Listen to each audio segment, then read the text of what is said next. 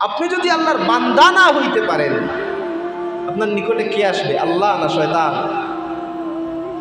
আপনার নিকটে আসবেটা কে? আপনি আল্লাহর বান্দা হইছেন? এমন অবস্থা তৈরি হয়েছে মুসলমানদের দেশে, মানুষ দাড়ি রাখবে শান্তি নাই, হিজাব পরবে শান্তি নাই, কলেজ থেকে বরখাস্ত করে দেওয়া হবে। দাড়ি রাখা যাবে না, হিজাব পরা যাবে না, বার্ষিক থেকে বরখাস্ত করে দেওয়া হচ্ছে। ঘটনা হচ্ছে না? নিজে তো রাখেই না, কেউ রাখে সে এটাও দেখতে পারে না। বলেন আল্লাহর গজব যদি না আসে কোথায় আসবে? আল্লাহ সুবহানাহু ওয়া তাআলার অসংখ্য অগণিত শুকরিয়া যে আমাদেরকে এখনো সমূলে ধ্বংস করেন নাই। পূর্ববর্তী জাতির ইতিহাস দেখেন, কওমে সামুদকে আল্লাহ একসাথে ধ্বংস করে দিয়েছেন, কওমে আদকে আল্লাহ একসাথে ধ্বংস করে দিয়েছেন, কওমে লূতকে আল্লাহ একসাথে সারাটা দেশের মানুষকে ধ্বংস করে দিয়েছেন।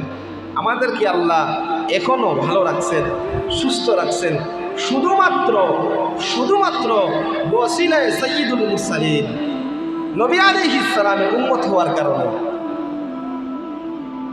আপনার নবী এই মানুষটার উম্মত হওয়ার কারণে, কারণ সমস্ত নবী এক পাশে আর আমাদের নবী এক পাশে। সমস্ত নবীদের চাইতেও আমাদের নবীর মর্যাদা কম না বেশি? মুহাম্মাদুর রাসূলুল্লাহর উম্মত হওয়ার কারণে এখনো আল্লাহ আমাদেরকে হেফাজত করেছেন। এখনো তো পুরাপুরি গজব আসে নাই। এখনো যে মুসলমানরা এখনো যদি তাওবা না করেন, যদি আল্লাহর কাছে ফিরে না আসেন, গজব কি দেখতেছেন আর কি গরম আসছে, আরো অনেক বেশি বাড়তে পারে। আল্লাহর গজব যখন আসে, এই যে গরমের কারণে অতিষ্ঠ হইয়া আপনি বলতেছেন আল্লাহ বৃষ্টি দাও, বৃষ্টি দাও, বৃষ্টি দাও। বৃষ্টি কি আল্লাহর রহমত না? আল্লাহ চাইলে গজব হিসাবে বৃষ্টিও দিতে পারে। একসাথে যদি এক সপ্তাহ বৃষ্টি হয় কি বুঝেন?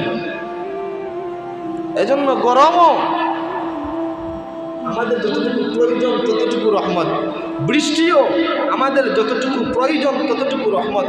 অতিরিক্ত হয়ে গেলে এটা আমাদের জন্য অসহ্যকর হয়ে পড়ে, আর সহ্য করতে পারি না। গরম বলেন, শীত বলেন, ঠান্ডা বলেন, যাই বলেন না কেন, যদি নিজেদের ঈমানকে মজবুত করতে না পারেন, যদি আমালকে মজবুত করতে না পারেন, এখনো যদি মসজিদের সঙ্গ না ধরেন, এখনো যদি ভালো কাজ না করেন, এখনো যদি আপনি মিথ্যার মধ্যে লিপ্ত থাকেন, আপনার কি মনে হয় কিভাবে আসবে রহমত? কিভাবে রহমত আসবে? বর্তমানে সত্যবাদীর সংখ্যা বেশি না মিথ্যাবাদীর সংখ্যা বেশি? মনে হয় সত্যবাদীর সংখ্যা বেশি না?